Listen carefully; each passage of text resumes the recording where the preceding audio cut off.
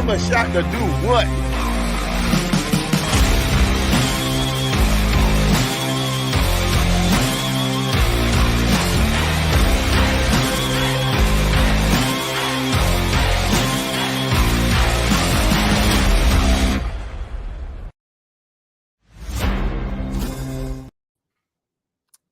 This is live. Sorry, I forgot the loop was on. But now that we're here, I'm very excited. I want everybody to understand something. You're about to witness history. This is the beginning of something great. If you stick around long enough, you'll see something you've never seen before. That's part of the perks and privileges of working with the best, like Dwayne Marcus and Mike Hughes and JT from JT and the Don. What's going on, gentlemen? I'm concerned. I don't know what we're Why? going to see at the end of this show, but Man. I don't know. I know how excited you are, so I'm nervous. I'm very excited. That's somebody who has audio coming through the speakers. We're off to a great start. This is the Network NBA show. Brand new show, first ever, and I got some of the smartest, most intelligent NBA people that I know. And it's not a coincidence that they're all part of the Give Us a Shot network. I have Dwayne Marcus from Protect Our Queens and Pack a Punch, Mike Hughes, the Shy Kid podcast, JT, one half of JT and the Don, and I am Jerm, one half of Stuff About Sports. And together, we're going to try this new thing out, the NBA show, the Network NBA show, where if you just want straight up NBA content, we're going to give it to you. Tonight, obviously, big things happening. NBA, free agency, day one, pretty much about 3 hours away from ending. And it was probably one of the most, I would say, hard hitting, right? Like they got the bullshit out the way early. And then you saw a bunch of supplementary moves, which to me is exactly how NBA free agency should go. Let's start with the biggest news, probably the biggest, I guess, domino to fall, which fell pretty early, damn early, about 3 a.m. early, actually. And that's Paul George leaving the Los Angeles Clippers, joining my Philadelphia 76ers. Dwayne Marcus, we will start with you. Give us your initial thoughts on the trade. Are you shocked that he left the Clippers? What do you think the fit is in with Philly? Just give it to me. I'm not shocked he left the Clippers. No. I mean, when he was still in Indiana, when he was a free agent, he said, I want to retire a Pacer. And he ended up going to OKC. And then he got to OKC and he said, I want to retire here and bring a championship here. And then he got traded to LA. And then he said, I want to retire here at Clipper and win a championship. So he'll probably, in his opening press conference, say something to the effect of, I want to be in Philadelphia for the rest of my career. I want to bring a championship here. And then in 2 to 3 years, he'll be going somewhere else. So I'm not surprised. Also, the LA Clippers era, you know, like the whole we're running LA now, that failed. And if you take a look back at it, I would go as far as to say is the Clippers era with Kawhi and Paul George was a much bigger failure, in my opinion, than the Brooklyn Big Three, honestly. I mean, there was a lot more things that went into that we want to acknowledge, right? Like Kawhi Leonard got a New Balance commercial and very not so subtly dissed LeBron and dissed LA. And he, at the end of it, said, this is my city now. He didn't participate in any deep playoff runs. They went to one conference finals. They got slapped around by just about everybody almost every year. So you want to talk about failures? Like, I get it. You know, Kawhi didn't get the vaccine and James Harden got fat and got up out of there and the Ben Simmons trade sucked and all this other stuff. You know, KD's toe was one size too big. I got all that. But, I mean, you know, that was over a lot quicker than this. And I hate to rain on your parade, Jerm, but, like, none of this matters. Like, Paul George going to Philly really doesn't matter because, as we all know, the foundation of this basketball team is Joel Embiid. And despite the fact that he does have an MVP under his belt, and despite the fact that when healthy, he's one of the best players in the league, top 2 player in the league, arguably, right? That's not a very solid foundation when come postseason time, he's always hurt. Sometimes it's an eye, sometimes it's knee, sometimes it's a foot, sometimes it's like my neck, my back, my neck, and my back. We don't know what's going on. So Paul George or not, I want to give a shout out to my partner in crime, Martin Zori. He dropped an excellent video earlier today. If you haven't seen it, you should check it out, breaking down this move. And he did give credit to Paul George, just kind of saying that Paul George is undeniably the best wing player that they've had in Philly, probably since Andre Iguodala, from a scoring standpoint, from a perimeter standpoint. But as we all know, if Joel Embiid's not healthy, it doesn't matter what Paul George does. It doesn't matter if Tyrese Maxey plays to the level that we expect him to play next season. Joel Embiid is the foundation, and you can't build a house on a shaky foundation. So if Joel Embiid's not healthy, if he's not available, if he's not able to play and make a deep playoff run finally in his career, get past the second round finally in his career, then this is going to be another one of those moves we look at and we say, great, Paul George is the second best player on a team that fails to meet expectations, which for the last 5 or 6 years of his career since leaving Indiana, that's been the case. They failed to meet expectations in OKC. They drastically failed to meet expectations in LA. And if Embiid's not healthy, they'll fail to meet expectations in Philly as well. So, I mean, it's a great move from a talent standpoint, but from a championship expectation, like, is this a championship caliber roster? Sure, if Joel Embiid actually stays healthy when it matters. Mike Hughes. That was pretty good, Marcus. I mean, I think that was there's a lot of great points there, and I want to give my flowers to Jerm because he deserves this. He deserves to wear a jersey that he's proud of to rep for the next 4 or 5 years, and that's incredible. But like at the same time, in that same breath, and I don't want to say this in such an inconsistent way because we can't sit here and praise the first-time champions in Jaylen Brown and Jason Tatum and then say that, oh, well, these guys can't win a championship because PG never did it or because Maxey and Embiid never did it. Like, it's possible. You know what I mean? We just saw Luka go to the finals for the first time, but the big part of that is Kyrie Irving having that experience. Shit the bed once he got there, but that neither here nor there. But the thing for me really is, who these guys are in the playoffs, who they've been throughout their careers, just like James Harden on the Philadelphia 76ers. I mean, and not to listen, I'm not just trying to say this just to hype up Jerm or get him going, but like less than 15 points in a game 7 against Boston between him and Embiid. I mean, that's just, you just can't have that happen. You know what I mean? And a young Tyrese Maxey can't even put that on him. You really look at it for what it is and understand that PG, I mean, he's an MVP candidate every single year. You know what I mean? That's what he is. And he's always going to be that. But outside of that, I mean, you know what I mean? Like, that's really what it comes out. If you're healthy, he's going to be that dark horse MVP that we always talk about. But in the playoffs, a PG's never been that guy when he was at Indy, when he was at OKC, even when he had the MVP caliber season in OKC, they didn't have a great playoff run. And Damian Lillard told him to get the fuck out of here. And that's really what it was. So it's like, I'm with you, Jerm. I don't even know what kind of direction they can go in. I think Tyrese Maxey has shown that he can be the number 2 on this team. To your point, Marcus, I think you could even make the argument that maybe PG's the number 3. Maybe you don't have to do as much work as you had to do with Kawhi missing as many games, this, and that. I think there's so many different ways this team can go. And it's going to be really exciting. Now, Tyrese Maxey is no Kobe White, Jerm Edwards, but I'm just saying, I think the real most improved player would have something to say if he was here right now. But I'm excited for you, Jerm. I'm excited to see what your take is on the whole thing. I know we'll get into that. But I think, man, I'm up 3 a.m. playing some Fortnite. I see the message. I go, good for Jerm. But I didn't jump out of my socks and go, holy shit, the league, it's over. It's done. It wasn't like how I felt when the Boston Celtics got Jrue Holiday and I was like, yo, this is a problem. Like, this was just kind of it's a nice move. But what are they going to put around them? And for me, to your point, it's one of those things that Eric Gordon isn't going to do it for me. Andre Drummond's a great start. But like you mentioned, I saw your clip earlier on Give Us a Shot Network Instagram. So go check that out. Show us some love. Or I believe it was on Stuff About Sports. I don't remember exactly where it was. Check out both. Fuck it. Might as well. Both of them. But I do think at the end of the day, man, it's going to be a lot of fun. You just got to get a couple more depth pieces, and then you're really cooking. I will say congratulations because I feel like if the Sixers didn't make a move, he would be burning all his clothes right now. Like, let's just keep it real. I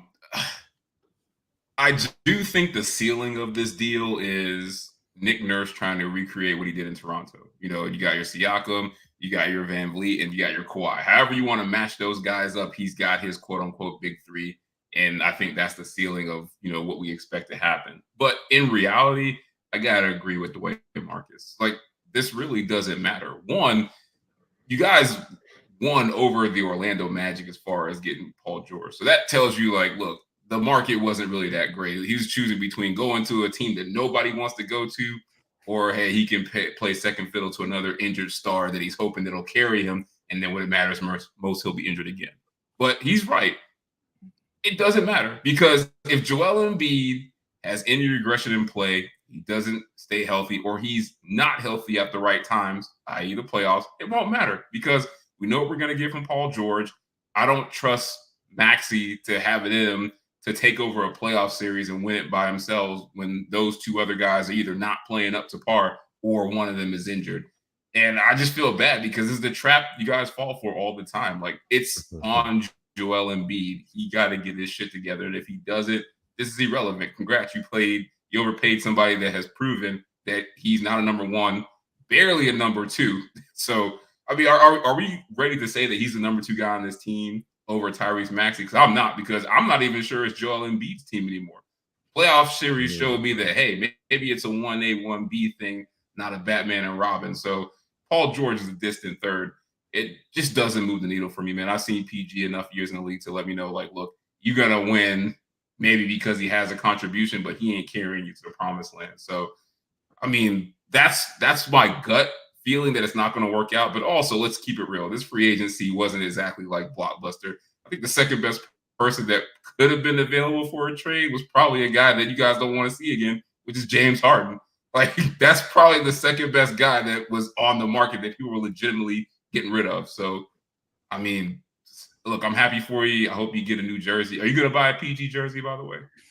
No, I'm approaching my 40s, so I don't wear jerseys. I wear like team shirts. That's BS. Because I see you burn jerseys every weekend, man. Multiple sports. So if you're not getting a PG jersey, keep it real, because you guys are always getting on me like, oh, he don't wear his team shit. I mean, I still got my Panthers. He's not wearing them though. He's just buying them. Listen, man, that tag on that Panthers hat is brand new, dog. You ain't there ain't no tag, bro. Do you want me to go back to Miami and get the Van Beesbrook jersey? You want me to get the hockey sticks, the pucks, the original rubber rats, not those new ones, the ones that you can't throw on the ice anymore? Like, I got all the old stuff just because I don't flash it on the show. Y'all act like y'all the only ones that are real sports fans. I love all my South Florida teams, and now we all got rings. That's all I got to say. Wow. Dude, I never heard him talk about the Florida Panthers in my life. Because you don't talk hockey with me. Dog, the only Panther I've ever heard you is Black Panther with Chadwick Boseman. You ain't talking about no Florida Panthers. Goat, man, but we ain't talking about him today. So with Paul George, I said it earlier in my reel, I'm cautiously optimistic, right? Like, the one thing that made me really upset with Sixers fans is right before Paul George signed, when Woj and a lot of the insiders kind of were saying that the Sixers are probably going to be the team, they started pulling these clips. And it happens all the time. You get a guy, because it happened with James Harden, and you pull the clips from the guy from the best of days. Mm-hmm. Like, why am I seeing Indiana Pacer Paul George clips now? Like his leg works. Right. Like, this is like mad years ago. He's been on two whole other teams. Enough.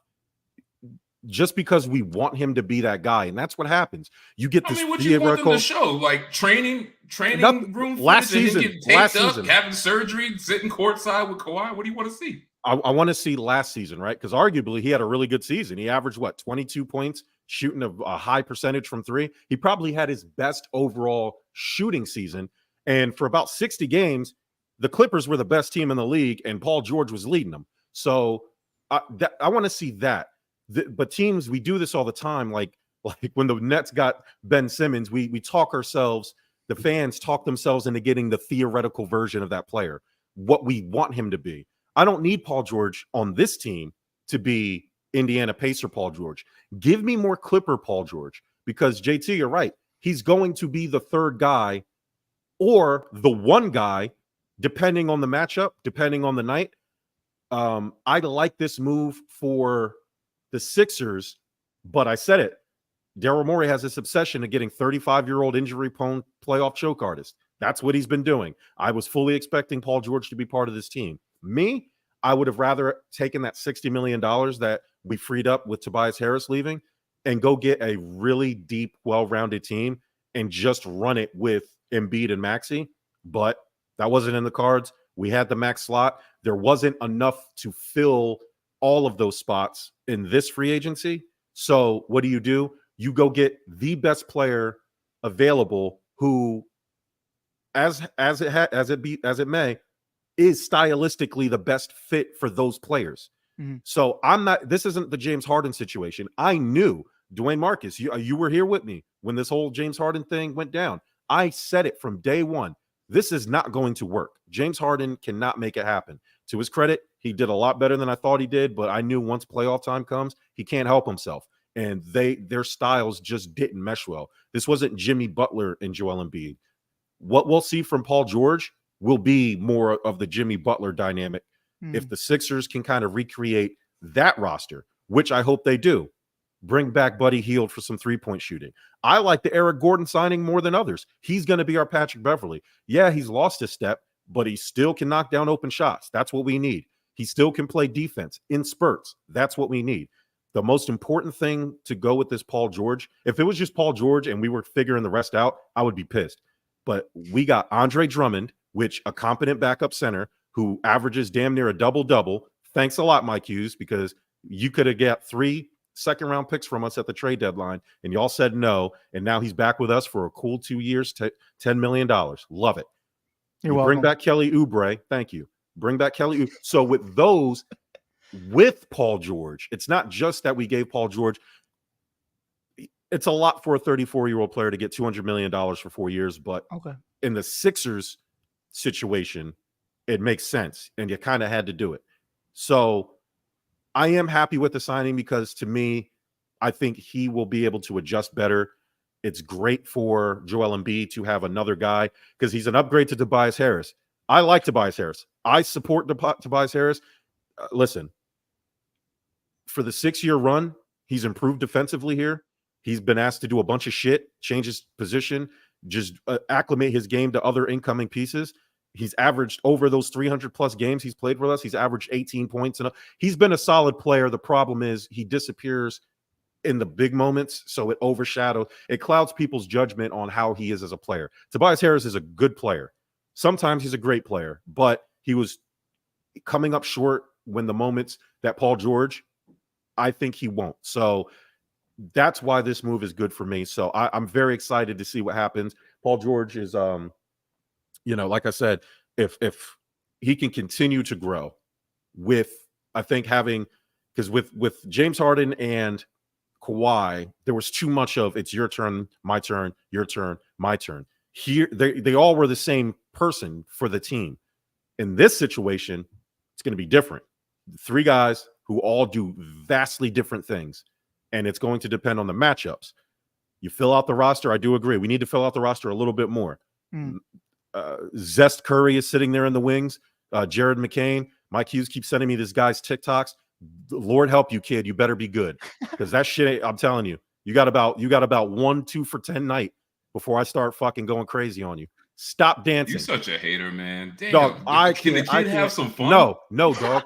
I miss the days when you were a rookie. Go ahead, old man. Tell him why he should get off your lawn. Get off because you haven't earned it yet. You're sitting here. If I was a vet and I walked into the practice facility and this doof is in the corner doing dances to like. What would JJ Redick do, Jerm? What would JJ Redick do? JJ Redick would throw a chair at him. Damn right. And I hope he does. Man, not in my NBA, man. The 90s ain't dead. Jerm, can I ask you this though? I would love your opinion on it because you've been so vocal on Embiid throughout the last few years. And yeah, I go through all of Jerm's Facebook posts all the way back to 2010, so I see all of them. Don't ask questions. But you've been vocal about Embiid, man. 34 years old. PG likely going to be here if he foresees his contract till he's 38. Embiid's 30, and I know you're not happy with the conference finals appearance. That's just not what it is. You want to make the finals. Yeah.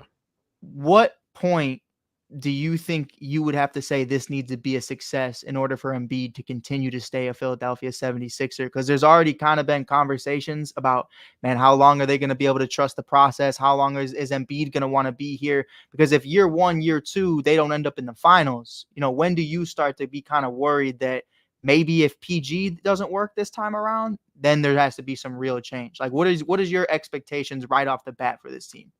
So I said that Sixers should have traded Embiid the year he won MVP, because the big man dominating the league thing is kind of over with. His value isn't going to be any higher. And because he hasn't been reliable in the playoffs with injuries, you should sell high.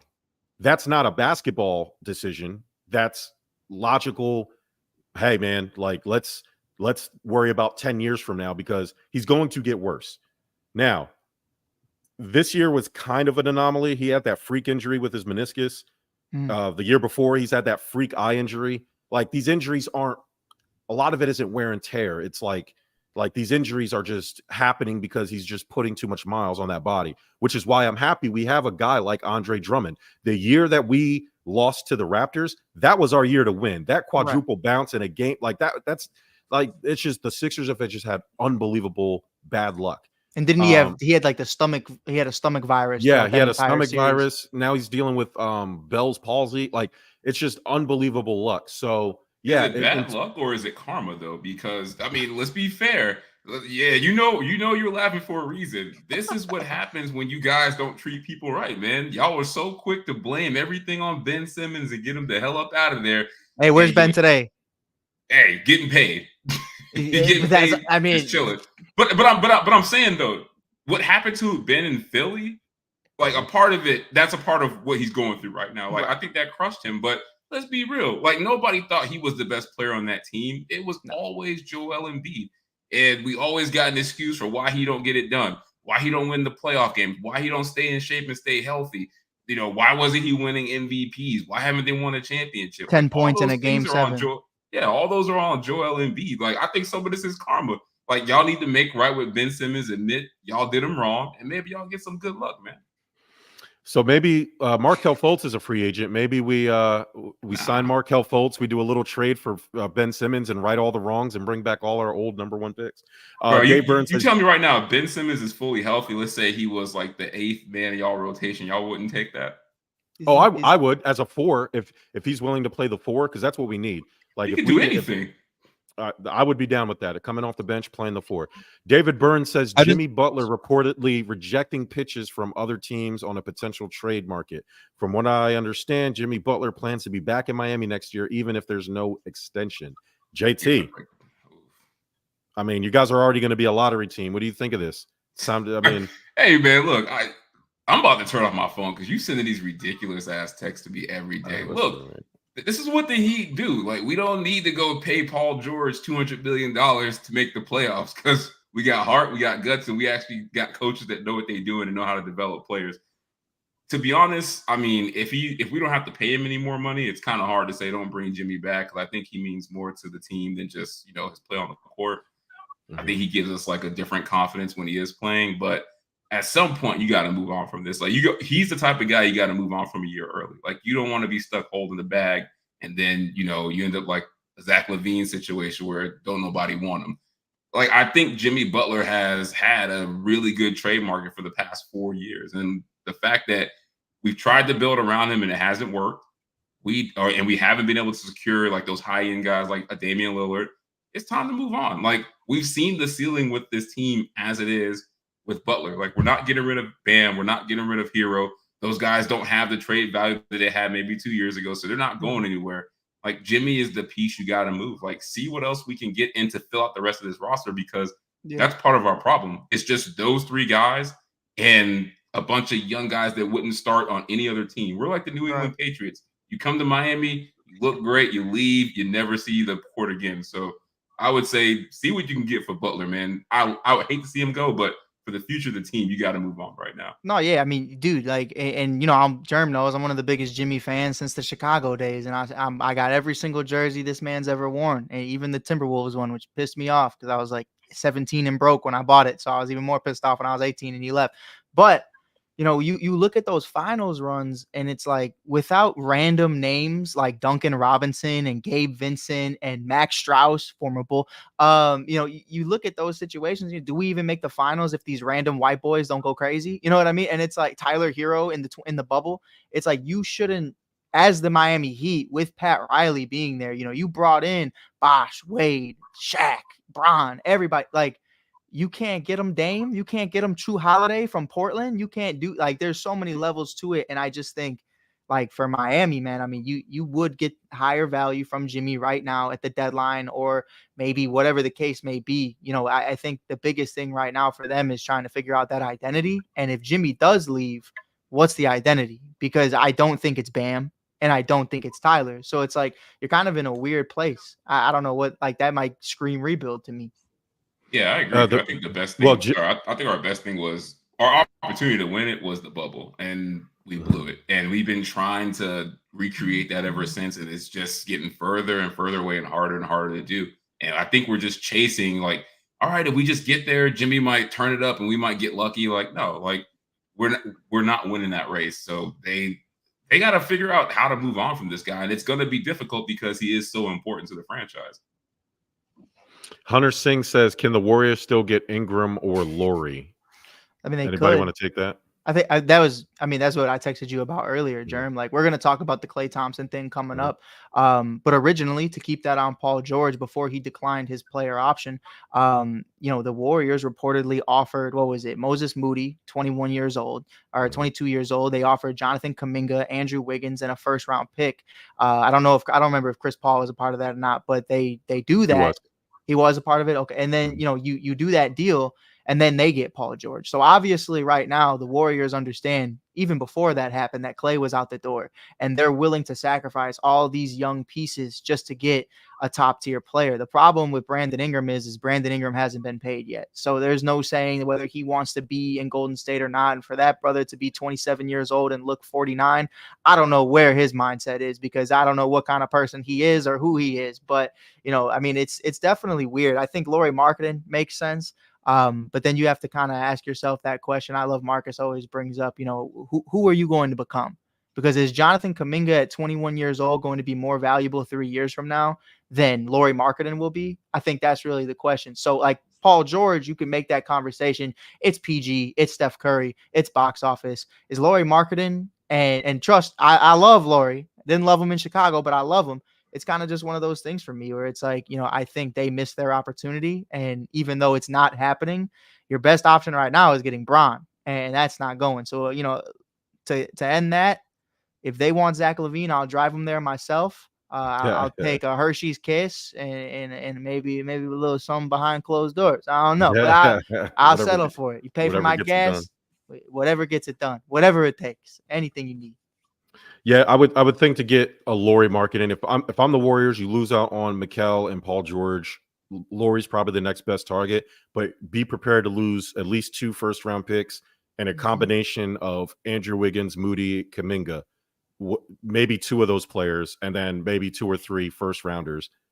To me, that's probably it. Not sure if the Warriors are willing to mortgage that for one player to not be the 3rd or 4th best team in the West. So, speaking of the West, let's move to Klay Thompson, Dwayne Marcus. This guy really wanted to leave Golden State, turning down a 2-year, $48 million deal from the Warriors to take a 3-year, $50 million deal from Dallas. He's going from a place, I guess, where they had the highest income tax in the country to a place with 0. That kind of helps. So even though he's only going to be making $16 million a year, when it was all said and done, even though the 24 or 25 million a year from the Golden State would end up being probably around the same with all the taxes. But Klay Thompson choosing the Mavericks, not over the Warriors. To me, Klay Thompson choosing the Mavericks over the Lakers is the story, because as reported, those were the 2 teams, and reportedly the Lakers were willing to give him 4 years, $80 million. Are you shocked, or what do you think about Klay Thompson and the Dallas Mavericks? I mean, again, not to bite off Martin Sorry's. Again, you should go check out the video, but I think he did an excellent job explaining it. I know you look at it as Klay choosing the Mavericks over the Lakers because you don't like LeBron, and so you'll find any reason to crap on him. Hey, Bron's a free agent, right? Say that it's Klay. I wouldn't say that it's necessarily Klay choosing the Mavericks over the Lakers or over LeBron. I don't really look at it that way. If there's one player in the league right now that plays as close to LeBron James as LeBron James, it's Luka Doncic. So I don't really think that that's a fair comparison to make, right? Like, I think from a play style standpoint, obviously LeBron James is a lot more physically imposing, especially when it comes to finishing in the paint. But just as far as the versatility and being able to facilitate and also score at will. Like, you can't get closer to LeBron James and Luka Doncic. So I don't. What I will say though is you have to also look at the grand scheme of things too. The Dallas Mavericks now were playing in the NBA Finals. The Los Angeles Lakers 2.5 weeks ago were sitting at home. So we're also talking about a guy. Like, we're also talking about a guy in Klay Thompson who's on the wrong side of 30. And despite what we feel about Klay Thompson as far as how he's looked over the past couple of seasons post injury, and we have to remember he also came right back around and tore his Achilles in back-to-back seasons. Despite what you think about Klay Thompson and the decline of Klay Thompson, so to speak, in his latter days of Golden State, he is still a player that in the right position can thrive and can benefit a team that is for a championship. And the Lakers have too many questions right now, not just with LeBron James, not just with the roster and Rob Pelinka and even with JJ Redick, but just there's just too much uncertainty about the Lakers right now for any player, whether it's Klay, whether it's DeMar DeRozan, whether like any free agent that can come and contribute on a championship level to want to go to LA to compete for a championship right now. As it stands right now, the Dallas Mavericks are better suited to compete for a championship and, than the. That's not to say come season's end or, come the season rolls around and we get to Christmas and we get to, those big landmarks in the season where we start to really assess where teams are at, that can't change. But as it stands today on July 1st, if you're a player like Klay Thompson, who obviously, again, wrong side of 30, but can still shoot still a reliable range, can still be a threat from deep. If you're thinking about where I can go to provide my services in the best possible way and also particularly compete for a championship, and the choices are the Dallas Mavericks or the Los Angeles Lakers, you're choosing the Dallas Mavericks. We have to also remember that one thing that we know is tried and true with all LeBron James-led teams is come All-Star break, the team that's on the roster opening night that's usually not the team the first game after All-Star break. Like, there's usually multiple players or at least half the roster coming in and out. So you also have to think about that as well. Like, we're looking at two completely different teams, even by the time we get to the beginning of the season to the time we get to after All-Star break. So again, I don't think it's Klay choosing the Mavericks over the Lakers or even Klay choosing Dallas over LeBron because he doesn't have faith or anything like that. I think it's just simply Klay Thompson believes, and he should, that at this point in his career, he can still compete for a championship or at least be a vital piece to a championship contending roster. And the Dallas NBA Finals a couple weeks ago. And if there's one thing about the Dallas Mavericks, PJ Washington and others that were hitting those shots every now and then, we know that Klay Thompson can hit those shots and hit those big shots consistently. And so Klay Thompson fits with what they have going on with Dallas. So if you're going to paint it as Klay picked Dallas over LeBron, that's the right basketball move. That's the right move for his career. He wants to compete for championships. Going to Dallas gives him an opportunity to get a. Mike Hughes, Dwayne Marcus, you might want to check your internet. You've been choppy the last couple minutes and your mic's going in and out. But Mike Hughes, everybody says Klay Thompson had a down year. His down year was averaging 18 points a game. You know what I mean? Yeah. Averaging 18 points a game, shooting 39% from three, 93% from the free throw line. Give me a down year anytime of Klay Thompson. Then you hear the stories that he was frustrated with Golden State, right? Not really being part of the team, talking shit to teammates in practice. You just didn't get to see it because Draymond was kicking people in the nuts and stomping on people's chests. Yeah. Klay was kind of doing his shit on the low. Now, do you think JT texted me earlier and said Klay is washed? Do you think Klay is washed, or do you think Klay was kind of sandbagging, knowing that here in a little while he would be moving on out of Golden State? So what do you think of Klay going to the Mavs? Is it a good fit for Klay?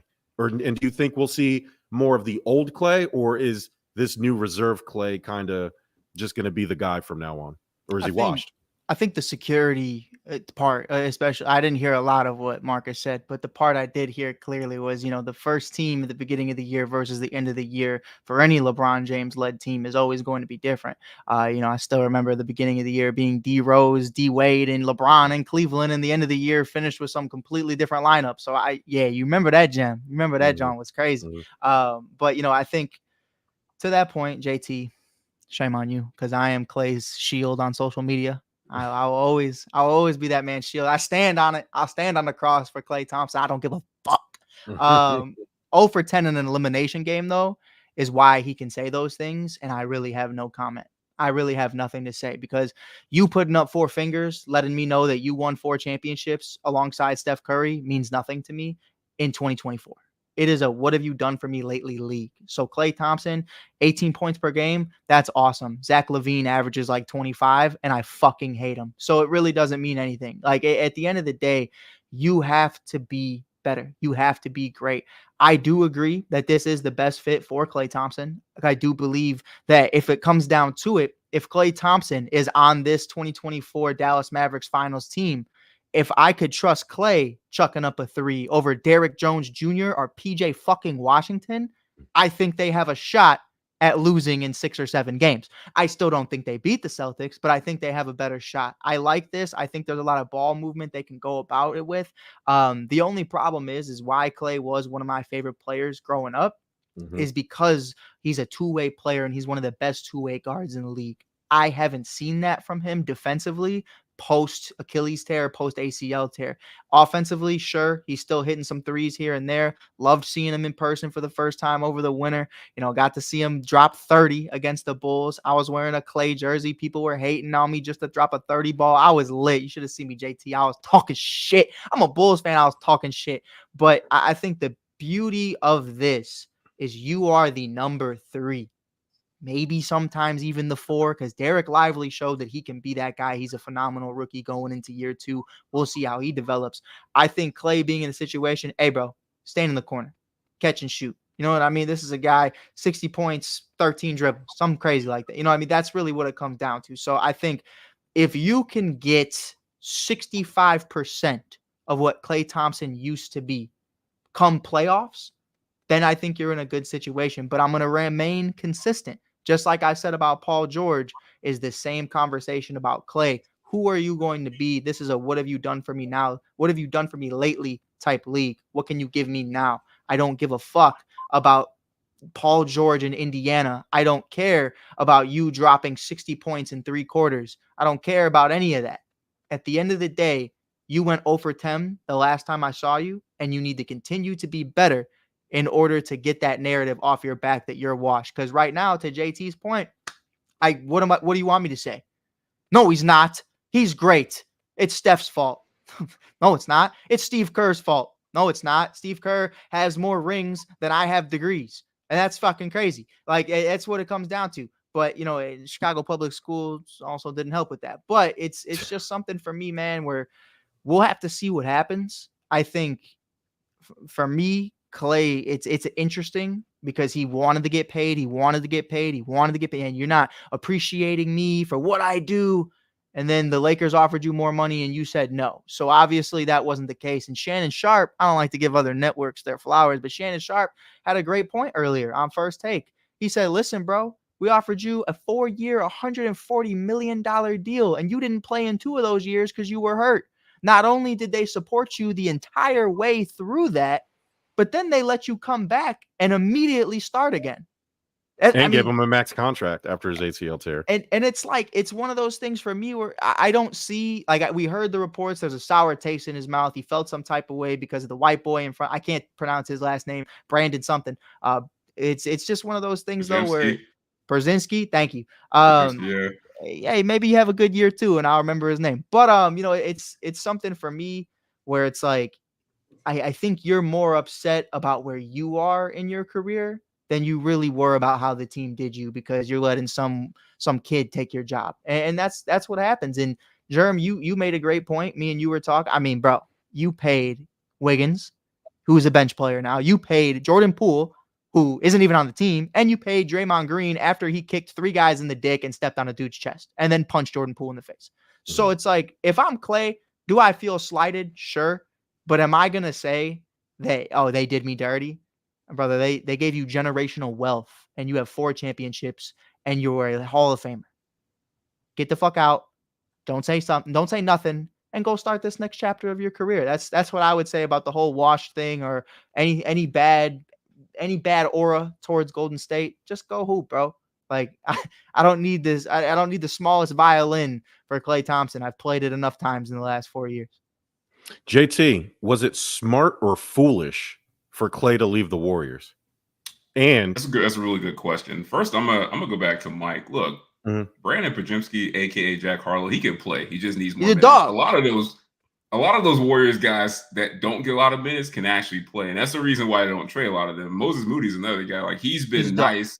It's Klay, Draymond, Steph, and that system revolves so much around them. It's like, you take one of them out, it's hard to plug other people in. So unless they're Kevin Durant.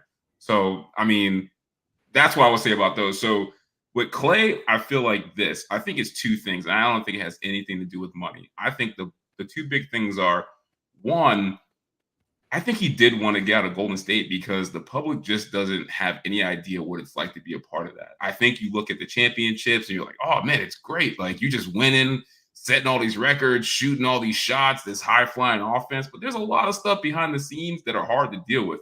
Kevin Durant showed us that. They lost their GM who basically put the whole thing together. And I think Draymond Green and what they allow behind the scenes in that organization plays into it. And I'm pretty sure Klay felt it all those times when he was not actually playing and a part of it, and got to sit back and be like, you know what, man, this is really crazy to be involved in this. So I think that's part of it.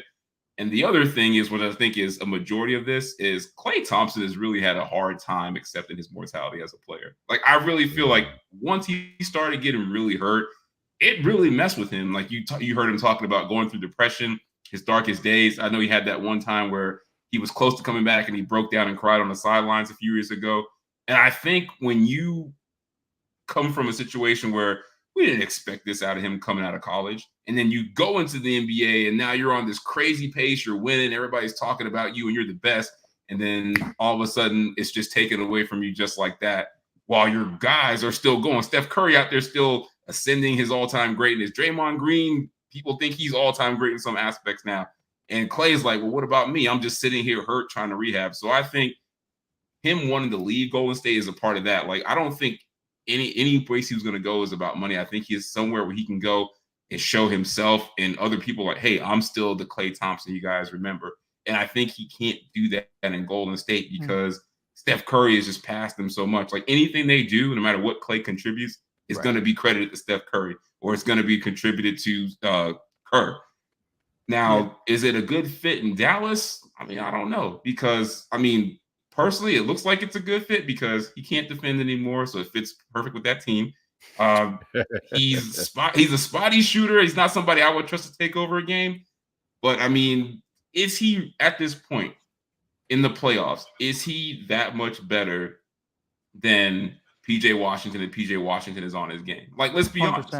100%. Because PJ Washington could put up numbers when he played with the Hornets, but obviously he came to a team where there's 2 ball dominant guys ahead of him. And now you have to kind of find your way when you're not getting that much usage. But I don't know if Klay Thompson could be as effective as a number 3 if he's not getting a lot of usage. And I don't have the answer to that question. So I guess if he can hit the 3-pointers and create some offense still, maybe he's a good fit. But I'm worried he's going to be in like a Chris Bosh situation where, look, we're taking your usage way down, go sit in the corner and hit some threes. And I think some guys just don't fit well in that role when they're so used to doing other things on a nightly basis like Klay has done in the past. JT, for really quick, because he kind of hit on a point that I felt like none of us touched on, and I think it's one of the more interesting ones. We kind of remember MJ and Scotty. Not me, I was swimming in the sack still, but y'all remember MJ and Scotty. They didn't really have a great relationship whatsoever. So when they parted, it was like, man, fuck it, I don't give a fuck, like whatever. And you see Scotty writing books about how his wife is banging Michael's son and woo, whatever.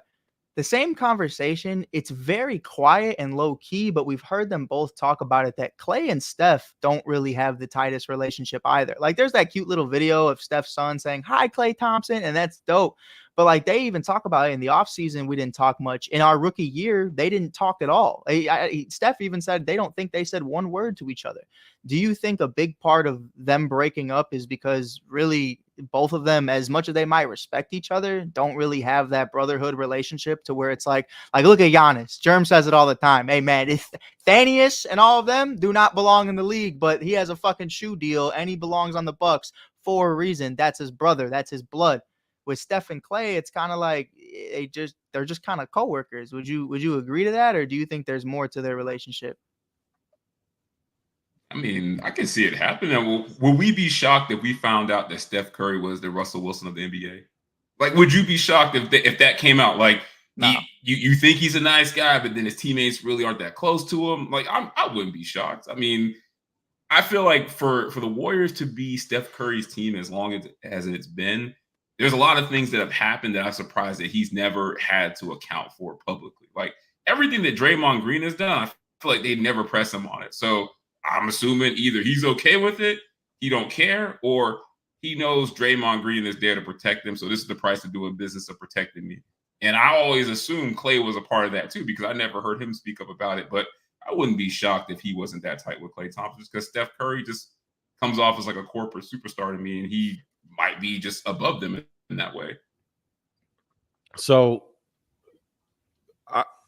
the Mavs needed a 3-and-D guy, and obviously that's probably not going to be Klay. But I could probably argue that Klay isn't as bad defensively as people like to make him out to be. What's going to help, the reason why I like this move for him and why I think this probably keeps the Mavericks, if not the favorites in the West, a top 3 team in the West, is because Klay is going to get a lot more open looks than he did when he was with Golden State. The attention is going to be so much on Luka and Kyrie that he can just sit there and hit threes, but he can also take people off the dribble. He doesn't have to just do that. He is capable of doing more offensively. Defensively, the Mavs are in a unique situation to protect him a little bit. You got Derek Lively, you got Quentin Grimes, Daniel Gafford, PJ Washington. Those guys will pick up that defensive slack, and maybe, okay, Klay's not the defender he used to be, but it's not like he's a statue on defense. He'll be able to play defense a little bit, and I think you're going to start to see a little bit of a switch in philosophy with a lot of team defense. You're going to see a lot of switching.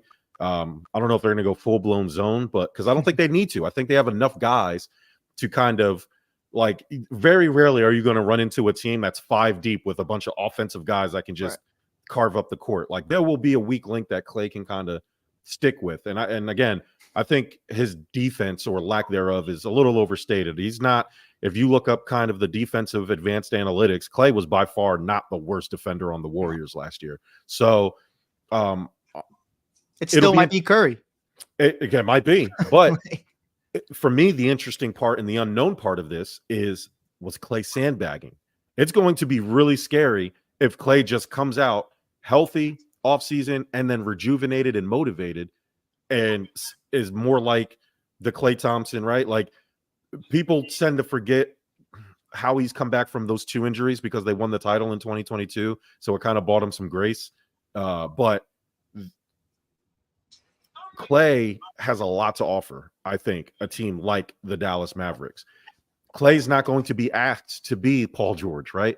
His role isn't to come in and be the third star player. Your job is to pick up the slack and be better than Tim Hardaway Jr. Are we That's sure your about role. that though? You sure you paying this guy all this money for him to not come in and be the number 3? Like, that's exactly what I'm expecting from him, because you telling me that he's still this guy that can get back to greatness. He can hit all these open threes, take guys off the dribble. His defense is not that bad. Like, all right, cool. The excuses are up. I'm counting on you to be the number 3 because no. What I'm saying is not against Boston. Right. He'll be the number 3. What I'm saying is his number 3 is looking a lot different than Paul George being the number 3, right? Like, you'll be the number 3 in essence of you're the 3rd best player on the team. I expect you to produce, but I'm also not expecting you to full-blown take over games like Paul George is going to be asked to do. I want to see it. I want to see the old Klay Thompson taking over games. And you know what? But is Klay not capable of dropping you a 30 piece every once in a while? Yeah, sure. We're gonna see. Because I haven't seen him outside the Golden State system. Like, I mean, that's fair too. It's not like we're getting young Klay Thompson. Like, all right, he won 2 rings. Right. He still got it pre-injuries. Now we can see what he can do. Like, I've only seen him in this Golden State system, so yeah. I'm watching closely. I want to see what he can do. I mean, it's not fair to him, but this is just the situation that we're in. No, I mean, and that's the hand you're dealt when you are talking shit. I mean, you know what I mean? It's now all eyes are on you to be different, to win without these guys. And it's kind of like I said earlier, it's like Scotty when he went to Portland. Can you win without Michael? And I think that's really what it's going to come down to. But Jerm, to your point, I love the comparison of PG, because it's like, I think throughout the season, it's not going to matter who the number 3 is. I think nights it could be Derek Lively. Sure, nights it could be PJ Washington and company, but even our boy Gafford. But I think once playoffs hit, that's when it's going to be, you are a 4-time champion, you're a top 5 shooter of all time, be Klay Thompson. And that's really where it's the difference between, listen, Joel Embiid's going to take nights off. Joel Embiid's going to rest. Hopefully it's not because of injury. Hopefully it's just precautionary stuff. And there's going to be nights that it's just Maxey and Paul George. But realistically speaking, Luka, Kyrie, and Klay are expected to play the majority of the year. Klay might be the one that rests here and there in the regular season. So I don't think they'll look at him as the full season. But once playoffs hit, I think that's when you're looking at those expectations of, nah, bro, like, we let you take nights off throughout the season. We let you just stand there in the corner. Now we want you to go be Klay Thompson. Kind of like the same way they treat Kawhi. I think you're going to start seeing that the same way with Klay. All right. Dwayne Marcus, you got anything else on Klay? You want to test your microphone out? I do not. I think it's one of the ports here. I think the top port I had it in was just not a good one. We love you, Dwayne Marcus. I heard all that loud and clear, so that's nice. All right, so yeah, it'll be interesting to see what happens with Klay Thompson. Dallas Mavericks, again, one of the better signings of this free agency period. Again, you probably don't have a lot to trade with, and I don't think the Mavericks needed to do an overhaul. I just think they ran out of gas. They needed offensive firepower. They got it. So that'll be that. Speaking of firepower, a lot of reports. We saw the nepotism that Woj doesn't want us to say it's nepotism. I did want to respond to that. Ronnie wasn't even the best. Okay, go ahead. So to set it up for you, so before we do that, set it up for you. Made a reel the other day. Woj came out and basically said, "Don't call LeBron drafting his son nepotism, because nepotism's all over sports." And I made a reel saying, "No, Woj, it is nepotism, and it's okay to admit it. LeBron's doing what he's supposed to do, but don't pretend it's not what it is. And it's also not the same as what people were trying to use Jerry Jones." That's where the Jerry Jones thing came in. Jerry Jones's son has a law degree from Georgetown, and he helps with the HR for the Dallas Cowboys. His other kids have bachelor's and master's degree. Now, if they went to a 2-year JUCO and got an associate's, that's more in line of what we're talking about here. But so it's not like they're not qualified. Yes, they got the job because of nepotism, but it's not like they're qualified to be there. Bronny wasn't even the best guard at USC. Boogie Ellis was, and Boogie Ellis went undrafted. So the point of the real Dwayne Marcus was to say what LeBron did, and basically leveraging and threatening teams to not draft Bronny to force him to LA. That's even it's LeBron too. Don't tell Rich Paul doesn't do anything without LeBron saying anything. Rich Paul does in behalf of the James family and Clutch Sports, LeBron knows about. So Woj, it's nepotism. I don't care. Yes, Thanasis and Kostas are also nepotism. Mm-hmm. Doc Rivers didn't draft Austin Rivers. He gave him a contract. That's a level of nepotism. What LeBron James did is worse than what Jerry Jones did. LeBron James literally used his leverage and threatened the league to make sure that he got to play with his son. I don't blame him for that. That's not the point of the reel. But there's a lot of you non-listening retards out there that don't know what the fuck. You're not listening. You want to hear what you want to hear. I didn't say there was anything wrong with LeBron drafting his son. I said, Woj, it is nepotism. It's okay. And there's degrees of it. Jerry Jones's nepotism is not the same as what LeBron did. Doc Rivers giving his son a damn near a max contract isn't the same as what LeBron did. So it's okay to call it what it is, but don't sit there and tell me that it's not, or it's not as bad as something else. So go ahead. Now that I've set it up, Dwayne Marcus, and got my shit off, you go ahead and respond now.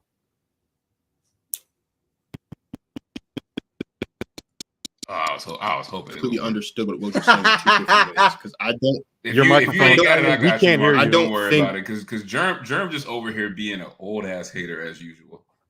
Wait, is it still wacky? No, you're we here. get you. Go ahead. Set him straight, please. Oh. I think what happened is I switched my headset to turn the volume up and didn't switch it back. I'm still working with the kinks. It's a new mic. I've had it for like 3 weeks. That's okay. I don't think Woj was saying that it's not nepotism. Damn it, Dwayne Marcus. What's wrong? Well, This is live. It is nepotism. Woj doesn't want us to say that it's not nepotism, is what he's saying. But I feel like what you're confusing. Like, is it nepotism? Absolutely. But I think what he was trying to say and what you're missing is everybody wants to use Jerry Jones. This sports is nepotism. Like, we can go on the line in any sport. Bill Belichick's son. How the hell did he get that job? How the hell did Shanahan get in the league? Oh, his dad is Mike Shanahan. I think. Just because it's nepotism, I think what you're missing is the thing that is the advantage to nepotism is the opportunity. It's the opportunity to do something. Like, does Jerry Jones' kids have education? Yes. Does that mean that if they weren't his kids and they had that education, they would get the opportunity to have those jobs? Absolutely not. So I feel like if you're going to call out LeBron, and I get you're not trying to totally be negative about it, but so what? Because here's the thing. The other side of the coin is this.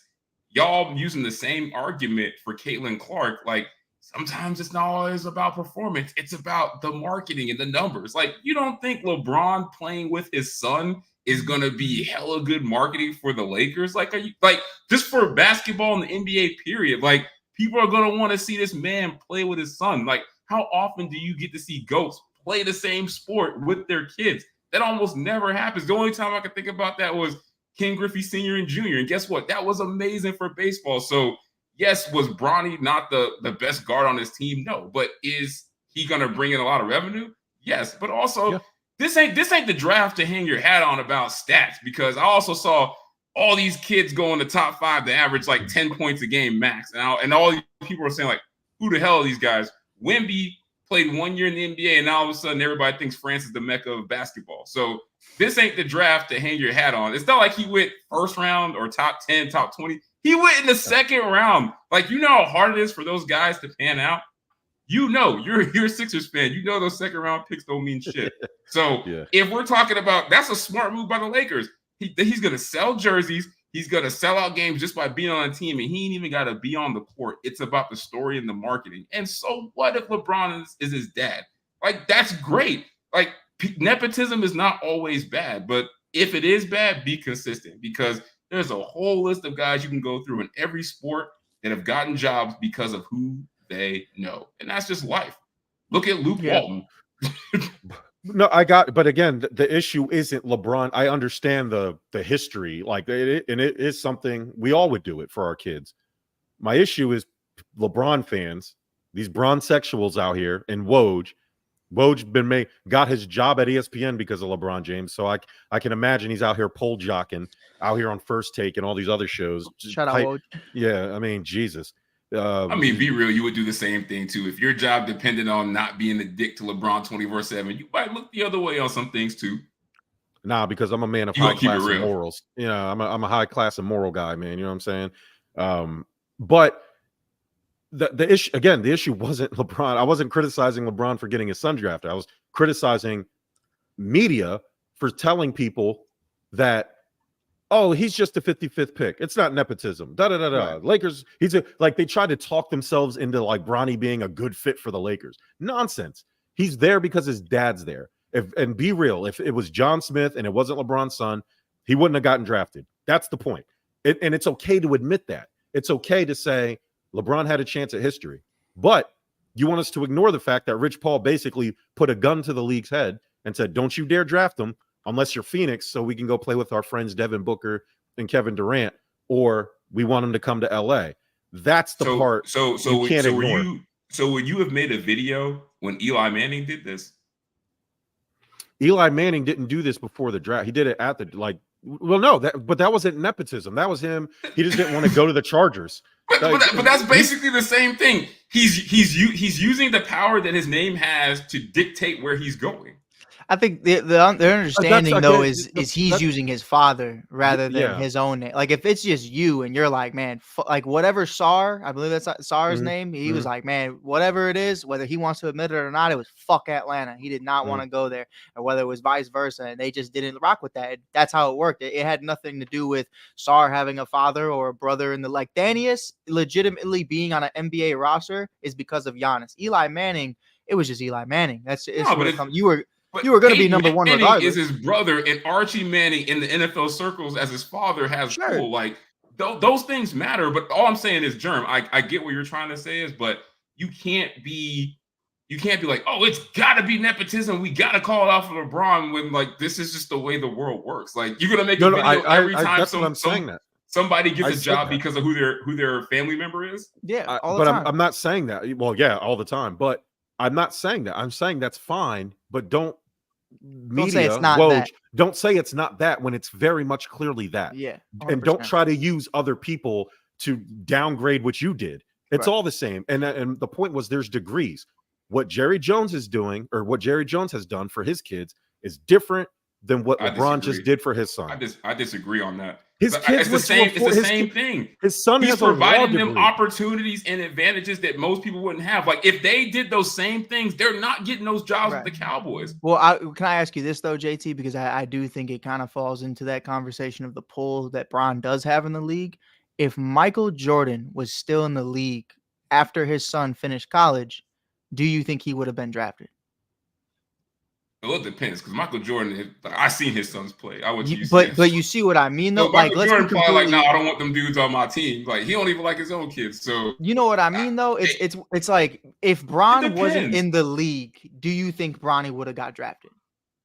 Like you mean like LeBron had his career, like if retired, Bron retired after the bubble, do you think Bronny would be in the league right now? Yeah, I do. Because LeBron would still have cachet around the league because it's LeBron. He's one of the best players of all time. I don't think he would. I think this is solely about his mission, about playing with his son. And if it made it easier to do it. But also, like, let's be real. Like, this draft is not good. Like, if this draft were last year's draft, Bronny would have probably went back to college. Like, I think part of him getting into this draft is because it wasn't good. Right. Bryce said that he's going to be 42 by the time Bryce is ready to be in the draft. So he's like, you think he's going to fucking be here when he's 42? Which to me kind of, I think because he said that, I think Bron's going to make sure he is there at 42. But, I think to your point, man, I forget the kid's running name or his running mate.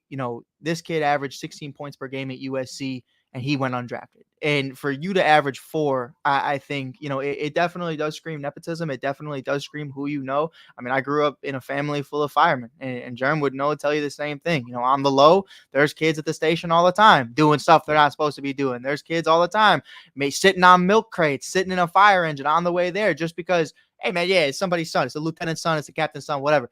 I think you look at it for what it is, and you understand this is a who do you know league. Not what you know, it's who you know. And Bronny is the seed, le sperm, le nut, whatever you want to call him. That is LeBron James' son. So, yeah, I think it's dope. I think it's incredible. I'm not hating on it whatsoever. I can't wait to see it. My big thing is really just calling it that because that's okay. Because I'll tell you what, and Marcus, whether you appreciate this or not, this one's for you. Out of USC today, I would have drafted Juju Watkins before I drafted fucking Bronny James. And I'll stand on that 10 toes down. I'm not tripping whatsoever. I love Juju, but that's Bronny is one-on-one. I'm taking Juju. One-on-one, I'm taking Juju today. I don't give a fuck. I'd rather the Sixers re-sign Ben Simmons than have Bronny James on that team. Dead ass. I mean, they both play Jerm great would defense. paint his nails. Bronny, he probably got a better jump shot. So, all right. So LeBron is opted out of his contract, seemingly to re-sign with the Lakers, but the point was to try to get Klay Thompson. Obviously, that didn't work. Lakers reportedly offered him $80 million 4-year deal. But LeBron doing this, getting his son drafted, making these moves, now he's calling DeMar DeRozan. Is this desperation time for LeBron, or do you think he's just going to sign a team-friendly contract? No, that's crazy. Can I take it first? Please, can I take it first? Because Go ahead. I've been waiting all day. It's fucking wild. I've been taking this DeMar DeRozan heat. DeMar is a dog. DeMar was sent to San Antonio to fucking die, and he resurrected his career in Chicago despite not winning a playoff series. That's fine. King of the fourth quarter, a nominee for Clutch Player of the Year. I mean, he's doing it. DeMar averaging 24 points per game. If you're going to tell me some white boy named Austin Reeves who's averaging 15 is a better fit, you're fucking smoking herb. I don't know what to tell you. Like, DeMar is a great fit. Now, reaching at straws is going, oh, man, couldn't get DeMar. I guess we'll get Zach. Zach LaVine is reaching at straws. Lauri Markkanen is reaching at straws because those are guys that, you know, they're solid, but it's, what am I looking for? Inflated stats like Aaron Gordon or Nikola Vucevic on the Magic. We talked about the Magic earlier. Yeah, why you're an all-star is because the Magic fucking suck and there's nothing going on. Lauri Markkanen, as much as I love him, you're an all-star because Utah fucking sucks. That's what it is. PJ Washington, you were cool in Charlotte because it's fucking Charlotte before Melo Ball. Right? Once Melo came, they were like, all right, bro, get the fuck out of here. Like, that's what it is. So to me, DeMar is a great fit. And I think the order probably went Paul George, couldn't get Paul, kind of knew that immediately they weren't getting Paul. Then you were going to try to get Klay, and now you're going to try to get DeMar DeRozan. And I think it's a great fit in all actuality. You know, they're similar in age. They've been competing. I mean, remember the Cleveland-Toronto days were insane. I mean, they were going back and forth. The reason DeMar didn't go to a finals with Toronto is because LeBron was in his fucking way. You know, being a Compton native, I mean, I think it's dope. Now if they were to go after Zach, you know, I told you, I'll drive the man himself. I mean, buckle up. We're getting my 2002 right now. We go for a ride. We might not get all the way there, but we'll get halfway. But if they get DeMar, little sign and trade, whatever the case may be, I think it's a great fit. I don't think it's reaching its straws whatsoever. I love DeMar for this Lakers team. So real quickly, some of these other moves. Anybody have any thoughts on Chris Paul going to the San Antonio Spurs? If he can hold up, I mean, that can't be bad for Wemby. you learn it from a vet. You got a real point guard. I like it. Yeah, I like it too. He'll be a great setup man for Wemby. He'll be a great veteran for that young team. Trey Jones, guys like that. I mean, a young roster like that needs a vet like Chris Paul. He'll be able to help Popovich out in terms of being on the court. The Spurs went with like a little youth movement in their whatever rebuild, I guess they're going through.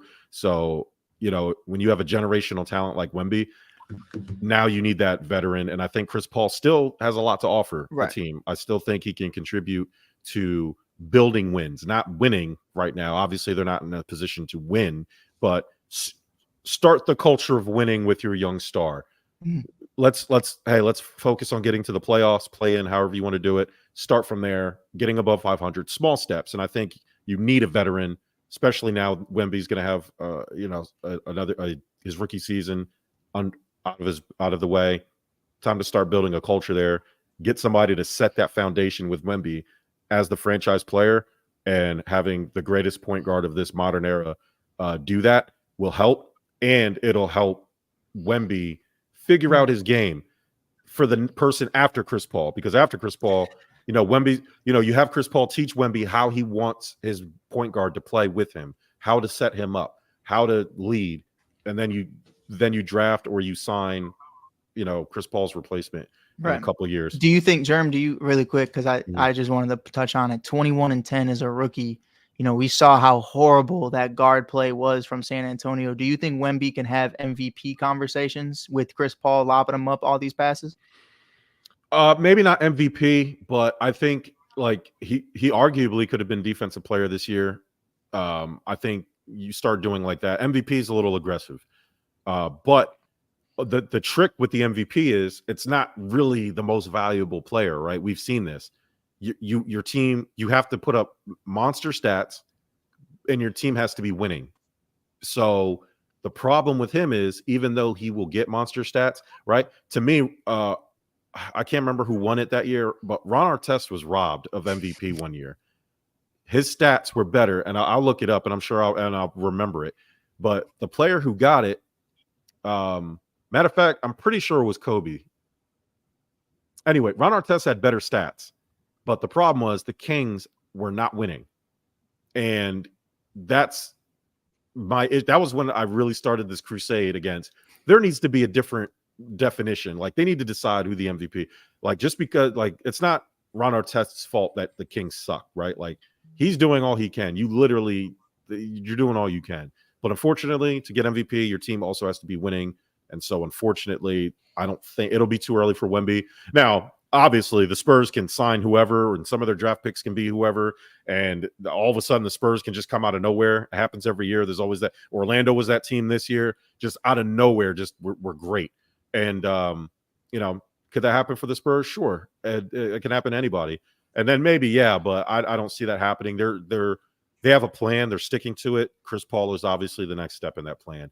Speaking of the Magic, we don't have Don here, JT's partner, but I'm sure their text message chain was blowing up. The missing piece is now there. Kentavious Caldwell-Pope signing a 3-year, $66 million deal. How did Don feel about that, JT?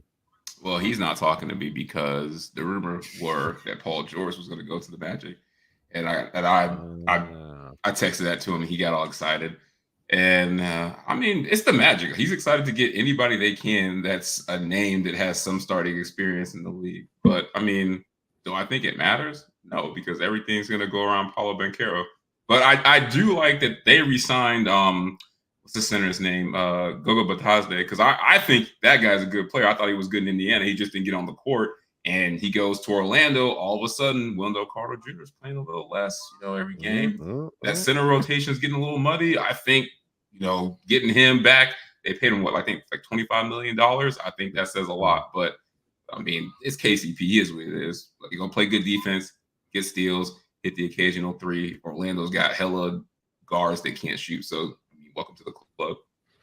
This is a massive loss for Denver because KCP is going to give you not like Orlando's defense was already elite, and they have one of the best one-on-one defenders in this free agent and maybe in the league, and somebody who can give them the shooting that basically ended them in the playoffs.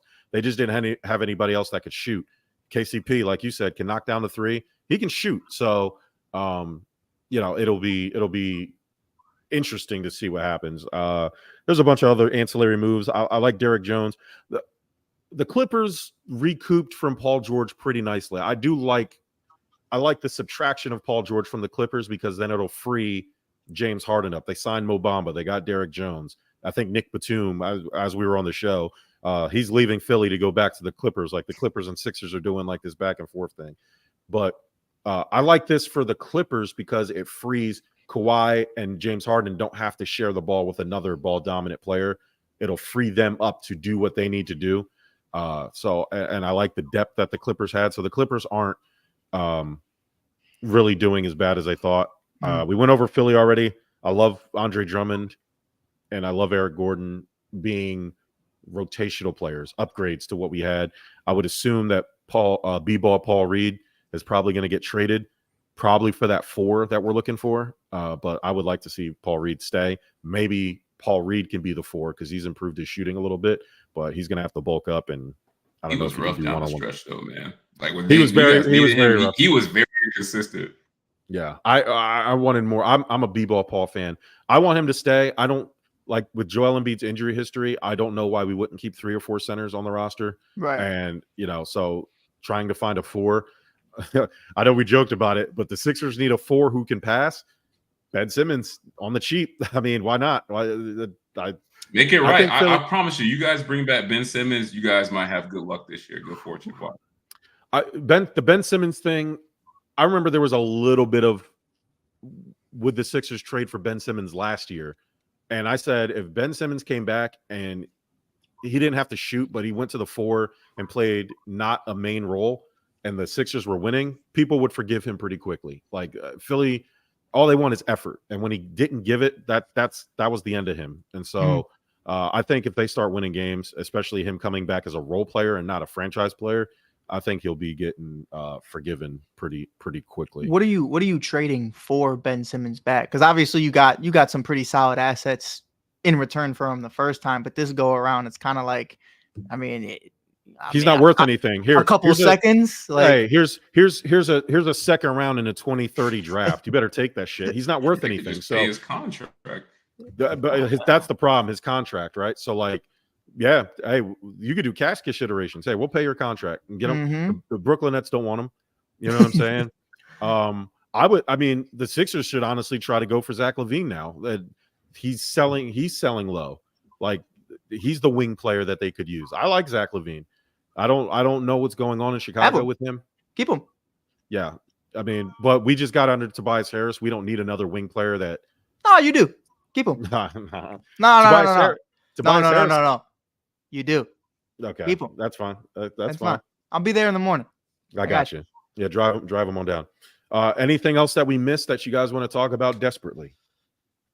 No. I do want to go back to something you said. I disagree with you. Okay. I do think Wemby could be in the MVP conversation because you look at what he did last year. You keep forgetting the man only played 28 minutes a night, bro. Like he getting the full starters minutes this year. And they had Jeremy Sohan playing point guard last year. Like if you don't know who that is, look him up. Chris Paul going to be better if he can stay healthy. So I think Wemby's going to be in the MVP conversation every year that he averages 36. He plays the full amount.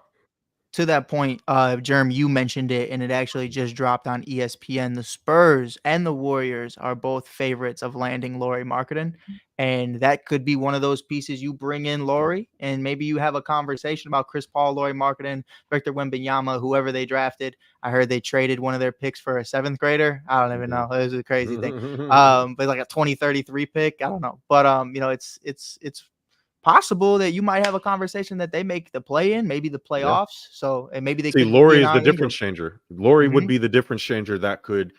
I know I'm not going to put the Spurs as a top team in the West, but I could put that would you could easily put them over New Orleans, right? Like that would put them in a play-in playoff situation, bottom half of the Western Conference.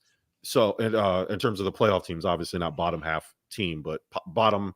4 through 8 seed. So, that if they can swing a deal for Lauri, then they're right back in the mix because the West isn't nearly as strong as it used to be, and so somebody has to take over the Warrior spot.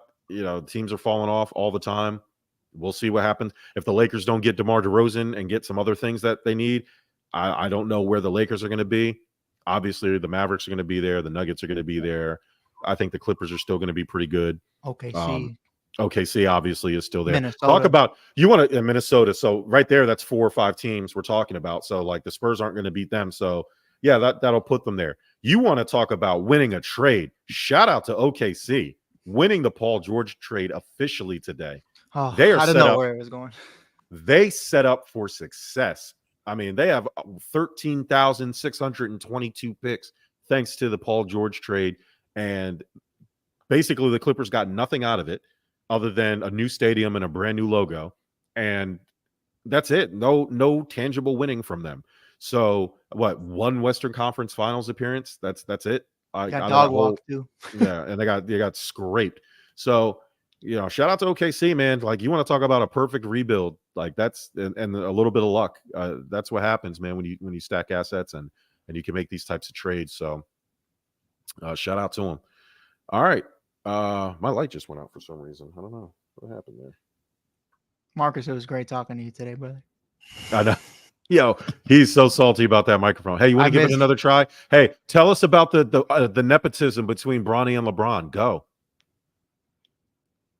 Marcus, can you talk about how Caleb Williams is better than Jordan Love? Oh no. I don't. Internet's jacked up, bud. Can't do it. Don't. He's scared. Caleb Williams for MVP, right, Marcus? Marcus, say nothing if Caleb Williams is your MVP. Hey, what's up with Caleb Williams underthrowing people in practice? That's the time you're supposed to look good, right? Like, hey, bro. I don't want to talk about anything because your point guard paints his nails the same way my quarterback does, and you ain't my point guard, dude. The Delaware Blue Coats. That's your boy right now. That's your boy. Man, hell no. That's your boy. No. The sad thing is he's gonna play. Crazy. Yo, he's gonna play. That's the crazy part. He's nice. Part. That's the best part is he's nice, bro. I think he's gonna be decent. All right, we'll see. He better be, because that shit's gonna wear off real fast. That's gonna get old real fast in Philly if he's not immediate. And he's gonna have to get his chance because we're paying 3 players $60-something million a year, like we are going to have to rely on these rookie contracts. We're going to have to rely on rookies, and aging vets, right? Like it just, so he is going to be relied upon. He's going to be part of the rotation. So I hope he's good. I hope he's good. It's just, I don't know. I couldn't imagine being a vet walking in and this kid is doing TikToks on the corner. Will you paint your there with him and fingernails? You said what? Will you paint your Just get fingernails in if they there go and to the dance with finals? Oh, if the Sixers go to the finals, They go to the finals and he's in the rotation. Will you paint your fingernails? I'll let you You'll pick be the doing color. the dances too. Watch. Yeah. I'll do a TikTok dance. I don't care. That'll be I'll the do day. it. Yeah. That'll be the day. Hey, gentlemen, this was a fantastic first show. Thank you, NBA free agency. Dwayne Marcus, we'll figure your stuff out at a later date, maybe for the NFL show. Please. And you'll tell us. You sounded good for the parts that, if the shit was working correctly. So figure we'll just chop all of Dwayne Marcus's set parts out of the episode and just It's a total of 1 minute in what we heard. 1 minute. Yeah, we were here for an hour and a half. We got probably about 30 seconds of good Dwayne Marcus content. So, don't expect to see any reels this week of your stuff. You looked like you were saying some dope shit. So if that makes you feel better, He was your moving. face, He had motion. I felt it. Thank you for joining us. This free agency period has been wild. NBA season, very exciting. Dwayne Marcus, Protect Our Queens. Check them out. They're going to have a show tomorrow, which is July 2nd. If you're listening to this in the future, go back and listen to it. Mike Hughes, the Shy Kid podcast. He's doing great stuff covering the Chicago Sky and all the other Chicago sports. JT and the Don. Check them out. You guys doing a show this week? No, we're on vacation. Don Sweet. makes the decisions. I don't make the rules. Cool. I know. I dig it. Listen, like I said, when you got money like you, time doesn't apply. Time and space don't apply. Paul George vacation. Paul George, right after the playoffs, just straight to Cancun, right off the court, straight to the plane to Cancun. You'll catch me Wednesday, July 3rd. Me and Bert are gonna have a 4th of July episode of Stuff About Sports. So JT, if you're not doing shit, since you're not doing a show this week, and come hang out with us. We'll be drafting 4th of July barbecue food and stuff like that. So we're going to try to have some fun. Thank you guys for joining us. Appreciate it. This will not be the last time you're going to see NBA shows, NFL shows, wrestling shows, blah, blah, blah, blah, blah, all throughout the future. And until then, take care of each other, and we will see you next time.